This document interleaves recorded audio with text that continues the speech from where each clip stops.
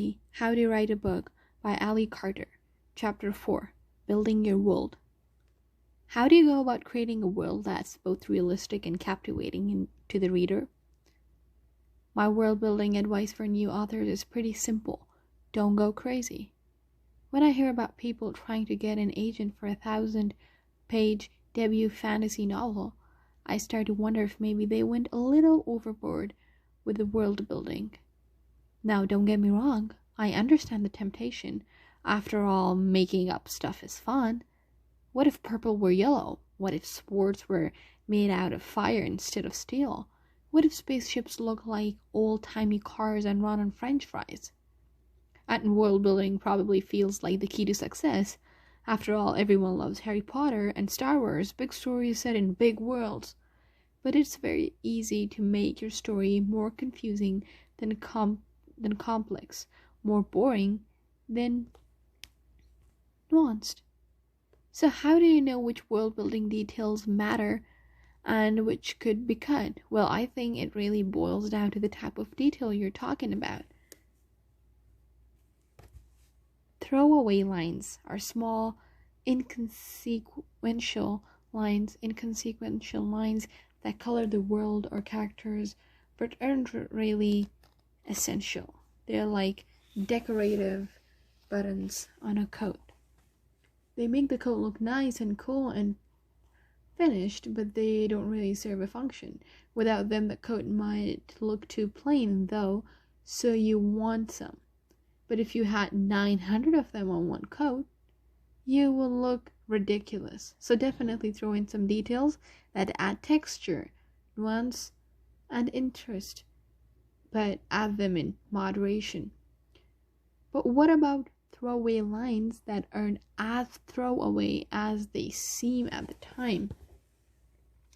To be honest, I've often thought that one of the main reasons to have throwaway lines is to camouflage the details that you want to plant now, but surprise the reader with later.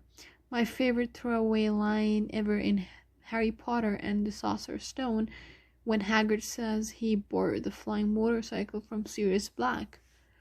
That line doesn't matter at all until you read Harry Potter and the Prisoner of Azkaban and realize that Sirius Black is one of the most important characters in the whole series. That moment was the moment I fell in love with Harry Potter and knew I'd follow it to the end because I had no idea where we were going.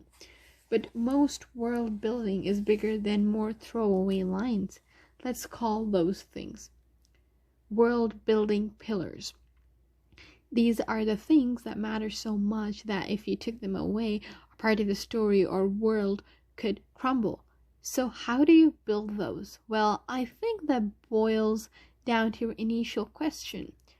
How do you create a world that feels realistic? That means that every action has an equal and opposite reaction. That means your world building decisions have to have consequences. They matter. They influence the plot and or the characters. If you changed your world, you would somehow change your story. In that sense, every world has to be realistic. It doesn't matter if you're writing a story about a boy who joins a band in Cleveland or a band of warlocks who go to war with an ancient elven race. You have to commit. You have to act and write in every way as if everything you're writing is real. When I think of examples of realistic world building, I always remember a very small detail in Holy Black's amazing Curse Worker series. In that world, magic is real, and people perform magic by touching other people with their hands. So in Holy's world, everyone wears gloves. Gloves are essential, and bare hands are edgy and dangerous. I remember a line where the characters go to sanitize their gloves when in any other book the characters would be washing their hands. That's it, just that one little simple thing, but I still remember it years later and think about it a lot because right then I got it. The fact that the characters wear gloves wasn't just a fun character trait or quirk, it was a part of the world and it mattered. It mattered so much that it had changed everything about the society, right down to the fact that they weren't sinks in the bathrooms. There were glove sanitizing stations. In that moment, that world was real to me. So don't just think about the facts or the quirks or the details of your world. Think about the ripple effect those facts and quirks and details would have. And remember, in the long run, people may be fascinated or entertained by worlds, but it's the characters we root for. It's the plot that we follow. World building exists to shape and support great characters and great plots. It's never, ever a substitute for them. Address to Mary Lou. Dear Mary Lou, what are the steps that you go through when you're building a world?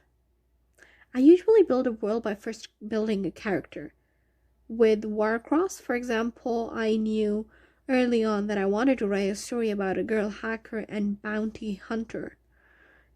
Amika's personality, problems, and passions came to me first, and I spent a long time developing her profile before I started thinking about what kind of world would need to exist in order for her to be this person that I created.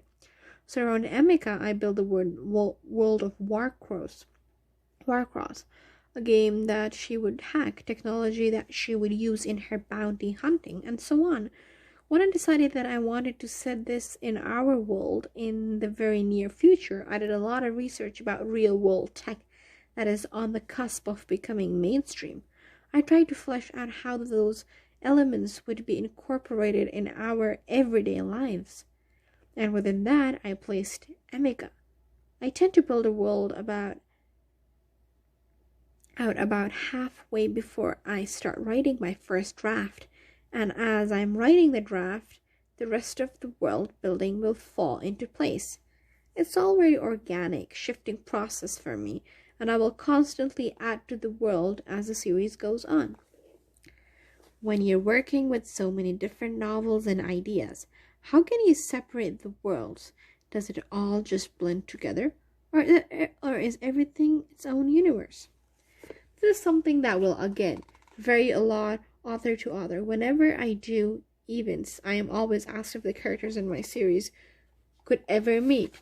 Do they live in the same world? Which is why I wrote the novel Double Crossed a few years ago, featuring characters from both the Gallagher Girls and High Society. So the answer is yes, they do live in the same world, but that fact isn't really essential to the stories. It's just something fun I've done for myself and my readers. A lot of authors will call these things Easter eggs, little lines you might insert into one series, giving a nod at another. For example, in Not If I Save You First, the hero remembers that someone once told him he would made a good candidate for the Blackthorn Institute, the boys' school in my Gallagher Girls series. Some readers will catch that and get a kick out of it, but some readers won't, and that's okay. If you decide to write multiple books or multiple series, you have a few options. Number one, you can set everything in what is obviously the same world, with the fact that the worlds overlap is essential to the stories. This might be a great idea, especially if you've got a large world or complicated magical system. Maybe some of the characters from one series might cross over or appear in the other, but the two properties will be linked more by world than by characters. Lee Bardugo is a master of this, so is Cassandra Clare, but it isn't limited to the sci-fi and fantasy genres. All of Sarah Dessen's books are contemporary stand-alones, but Sarah has also built a world in which her characters all exist together and which readers love returning to every time there's a new Sarah Dessen book. Number two, another option is to create an elaborate world, and when it's time to write a new series, you decide to create another one. The good news is that with this model, you get to start with a clean slate and build everything from scratch. But the bad news is, if you have to start with a clean slate and build everything from scratch, there are pros and cons to each. Obviously, if your first series is selling really well and you have a ton of rabid readers, it would probably be smart to keep your next work as tightly linked as possible to the thing that people already love, but maybe your first series didn't sell at all and you're still trying to find an agent, or maybe it got published but never really found its readership, or maybe you're just ready for a new world and getting a fresh start with a fresh slate is what gets you excited to write again. You can also, number 3, you can also do what I've done, where yes, I make notes to my other series and characters, but each of my words can and do stand entirely on their own. People ask me if all the time if I ever get confused while I'm writing. If, for example, when I was working on Not If I Save You First, things blurred together and it suddenly turned into a Gallagher Girls or an Row novel. The answer is no. I've never had that problem. Maybe if your worlds are incredibly detailed and complex and confusing, that could happen. But if you have a feel for your characters, if you've fully developed your world, if you're really invested in that story and know why all of those backstory and world building details matter, and they aren't just thrown in for the heck of it, then I don't think you'll have a problem in the long run. The key to all of these things is that you don't have to decide right now. Right now, you just have to think about the world you want to build for your next novel and try to make that world as amazing as possible. What do you do 3 or 4 or 14 books from now? That's a problem for future you, and that's okay. Address to Sarah Rees Brennan. Dear Sarah Rees Brennan, what comes first for you? Plot, character, or something else? First for me comes the premise. The premise usually becomes the selling point of a book. What you say when people ask you what it's about? Girls fall through the hole into magic world is the premise of Alice's Adventures in Wonderland, and children go through wardrobe to magic land is the premise of The Lion, the Witch, and the Wardrobe. It's a thing you have before plot, where there are some people and they have a problem to solve or an adventure to set out on, or for me there is also the mood, a feeling of what might be in store, whether that's wonder or love or despair. Then I work out characters, the specific people I want the situation to happen to, who will be brave enough or weak enough to love enough. Only then comes the plot, what happens to the characters after the premise. Address to Holly Black. Dear Holly Black, how do you create a magical system that makes sense and enriches your story and world? There's a temptation when thinking about writing fantasy to believe that because anything can happen, there are not any rules. Not true. It's on you, the writer, to create rules for your fantasy world and your magic systems that are consistent, interesting, and thematically resonant. Herewith, I'm going to ask you a few questions that I hope that will help you on your path. Firstly, what can your magic type of magic like, say, flying, or a magic system where the magic does lots of stuff, so much stuff that it would be impossible to list it all. But figuring out what magic does insofar as you can is still a good place to start. Secondly, where are the limitations of your magic and what's the cost of using it? Without limitation, there's no story, because magic is going to solve every problem and overwhelm the narrative. And without a cost, magic doesn't have any value. There are lots of possible limitations to magic, and many of them are also costs. It tires the user out. It drains their life force. It requires years of training. It requires a bunch of rare competence. It takes a long time to cast a spell. Some of what the spell does affects the caster. There are ways to be immune to magic. Spells fade over time. Magic users are shunned. Magic is illegal, etc., etc. Keep calibrating until the magic isn't overpowering the story you want to tell. Thirdly, is there a model for how your magic users are organized? Vampires who function like solitary hermits are going to be very different from vampires who are organized like a board of directors. Fourthly, what is the metaphorical value of your magic? Magic is always metaphorical, whether we want it to be or not. For example, a magic system that has men and women using different kinds of magic is saying that men and women are profoundly different. And what about non-binary users of magic? You want to be sure that while you're building something cool, you're also building something that says what you want to say about the world.